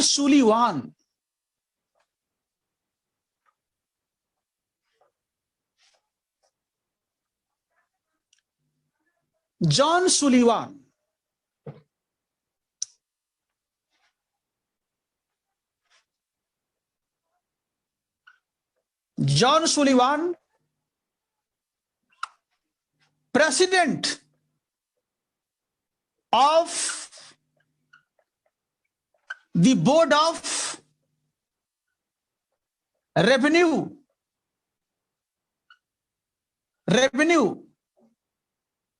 Madras.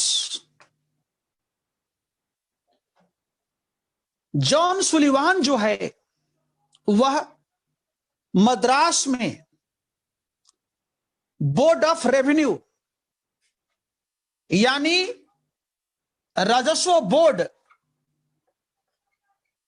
का अध्यक्ष था। क्या था? अध्यक्ष था। वो क्या बोलता है, लिखिए, सिंगल में लिखना है, सिंगल इन्वर्टेड कॉमा में लिखना है, सिंगल इन्वर्टेड कॉमा में लिखना है। लिखिए, भारत में ब्रिटिश साम्राज्य एक स्पंज है। भारत में ब्रिटिश सरकार एक स्पंज है। भारत में ब्रिटिश सरकार एक स्पंज है। SPONGE स्पंज है जो गंगा के पानी को सोख लेती है, जो गंगा के पानी को सोखती है और टेम्स नदी में छोड़ देती है, और टेम्स नदी में निचोड़ देती है, टेम्स नदी में निचोड़ देती है।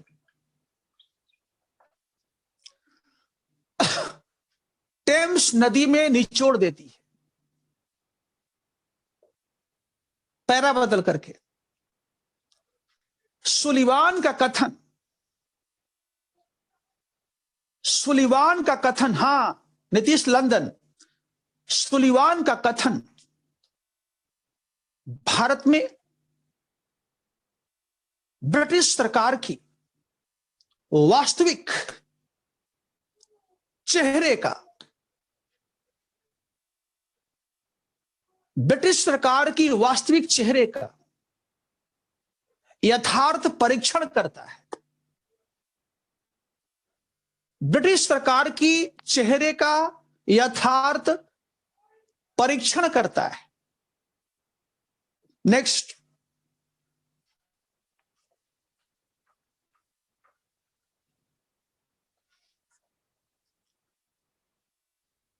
नेक्स्ट,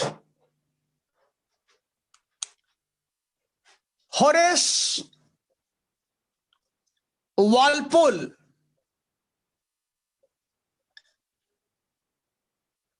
क्या लिखता है? यह लिखता है सिंगल में, what is England now? What is England now? बहुत बढ़िया लिखा है। इंग्लैंड क्या है आज? इंग्लैंड क्या है आज? इंग्लैंड क्या है? आगे लिखता है, ए सिंक इन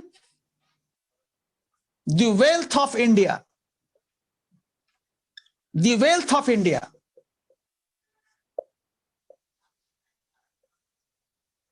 भारत के धन में डूबा हुआ, भारत के धन में डूबा हुआ,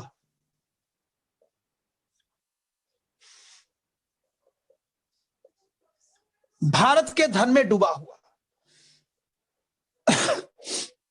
भारत के धन में डूबा हुआ। ये क्लोज हो जाएगा यहां पर, ये हो गया, सिंगल इन्वर्टेड कोमा हो गया, यहां बंद हो जाएगा। ठीक है, नेक्स्ट, नेक्स्ट, विलियम डुरंट,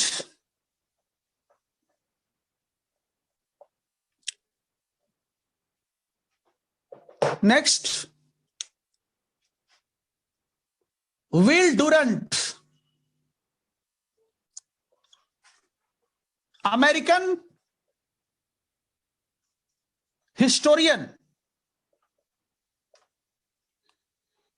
किताब का नाम ए केस फॉर इंडिया, 1930, 1930। क्या लिखता है? एक व्यापारिक कंपनी ने एक संपन्न प्लस सभ्य देश का विनाश कर दिया। सिंगल में विनाश कर दिया।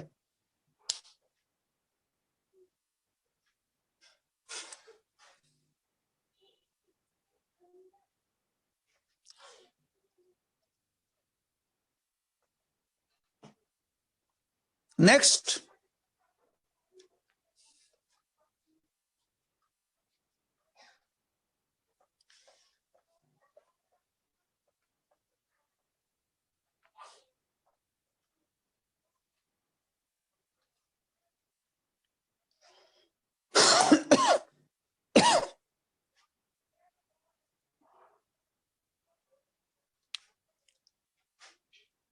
विलियम डिग्बी,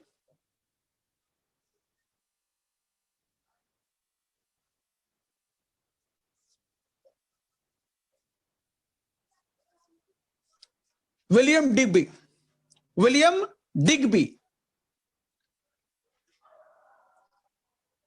ये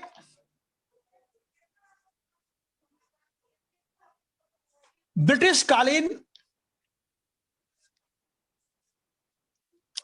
भारतीय अर्थव्यवस्था,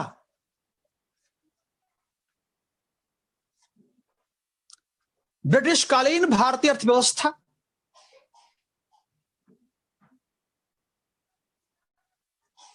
से संबंधित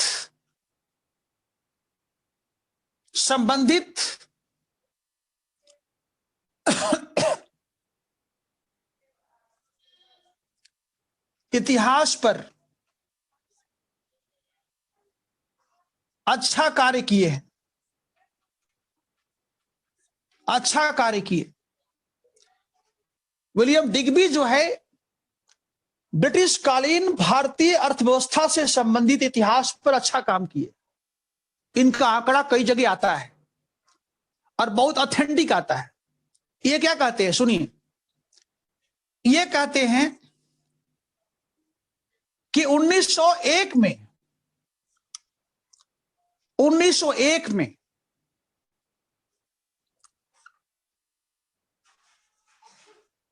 भारत सचिव मतलब द सेक्रेटरी ऑफ इंडिया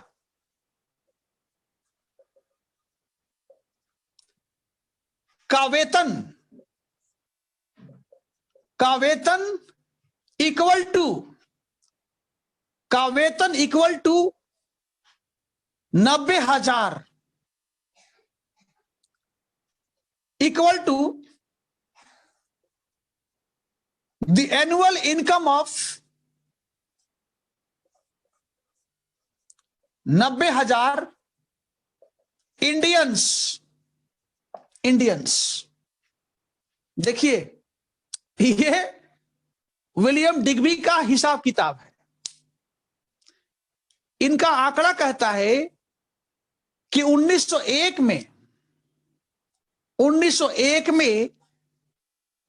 जो भारत सचिव होता था उसका सैलरी कितना था, 90,000 भारतीय लोगों के मतलब 1 लाख में 10,000 कम, 90,000 भारतीय लोगों के जितना साल में एनुअल इनकम होता होगा उसके बराबर। सोचिए आप, मतलब भारत को कितना लूटा जा रहा था। ठीक है बच्चों, तो आज का सेवा मेरा समाप्त होता है और फिर कल से हम लोग इस टॉपिक का जो शेष भाग बचा है उस टॉपिक को हम कल से कवर करेंगे। और आप जानते हैं, हमने आप सभी के लिए उन किताबों को मंगाया है जो मूल किताब माने जाते हैं। बस एक चीज देखिए आप, अभी हमने 3 किताब इधर मंगवाया है। देखिए, यह किताब है जिसके बारे में कल बताएंगे हम। आप पढ़ सकते हैं क्या लिखा है, poverty and un British rule in India, दादा भाई नौरोजी। सोचिए, उस समय किताब है, ये आज मंगाया हूं, ये आज आई है। दूसरा किताब देखिए, यह किताब economic history of India, RC Dutt. यह किताब छपी है 1901 में, जहां से हम पढ़ाते हैं। देखिए, यह किताब है। और यह किताब है आरपी दत्त, इंडिया टुडे, जिसमें बताया गया है कि हिंदुस्तान में 3 तरह से ब्रिटिश सरकार लूट रही थी, वाणिज्यवादी चरण, पूंजीवादी चरण और वित्तीय पूंजीवाद। इसी किताब बताया है सबसे पहले। तो ये तीनों किताब हमने मंगाया है आप सभी के लिए, ठीक है, और तीनों इंग्लिश में है। इससे फायदा क्या होगा? यूपीएससी जो है सीधे इन्हीं किताबों से प्रश्न बनाती है, इसका फायदा मिलेगा, ठीक है। तो चलिए बच्चों, हम लोग फिर मिलते हैं, ठीक है। Okay, thank you, God bless you.